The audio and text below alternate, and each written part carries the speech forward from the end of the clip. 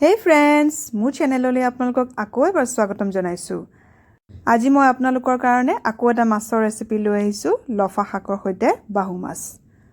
আহকচোন ৰেচিপিটোলৈ আগবাঢ়ো।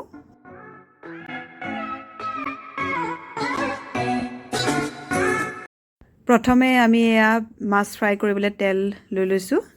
আৰু মাছ কিপিছ ফ্ৰাই কৰি লম। আৰু লগতে লফা শাকখিনিও কাটি লৈছো। লগতে দুটা বিলাহী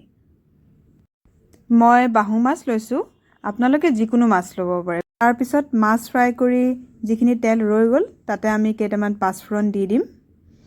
পাঁচফোৰণখিনি অলপ ফুটি উঠাৰ পিছত এয়া জুখ অনুসাৰে নিমখ দিছো হালধিও দি দিছো তেলতে অকমান হেতাখনেৰে লৰাই দিছো তাৰ পিছত আমি শাকখিনি দি দিম মই মাছ ফ্ৰাই কৰা তেল যথেষ্টখিনি ৰৈ গৈছিল সেইকাৰণে সেইখিনি তেলতে মই বাকিখিনি কাম কৰিছো আপোনালোকৰ যদি তেল কমি গৈছে অলপ দি লব তেতিয়া হলে তাৰ পিছত শাকখিনি অলপ লৰাই আমি ঢাকি থলো ঢাকি যেতিয়া শাকখিনি অলপ জহি গল তেতিয়া আমি তাৰ লগত বিলাহীখিনি মিলাই দিছো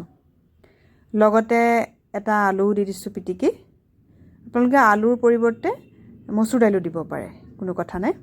আমাৰ তৰকাৰীখিনি অকনমান ডাঠ হ'বৰ কাৰণে মই আলুটো দিছো এতিয়া অলপ পানী দি অকমান উতলহালে ঢাকি দিম মসুৰ দাইলটো সিজুতে অলপ দেৰি লাগে কাৰণে মই মসুৰ দাইলটো দিয়া নাই এই মাছৰ আঞ্জাখন এবাৰ আপোনালোকে ট্ৰাই কৰি চাবচোন খাবলৈ খুব ধুনীয়া হয় আৰু কেনেকুৱা পালে মোক কমেন্টত জনাব এতিয়া জুখ অনুসাৰে মই পানী দি ললো পানী দি তাত মাছখিনি দি দিলো মাছখিনি দিও অলপ উতলাই ললো উতলাই লৈ শেষত আমি ইয়া ধনিয়া দি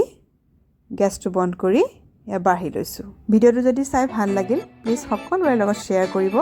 আৰু ইমান দেৰি মোৰ ভিডিওটো চাই থকাৰ বাবে আপোনালোকক বহুত বহুত ধন্যবাদ থাকিল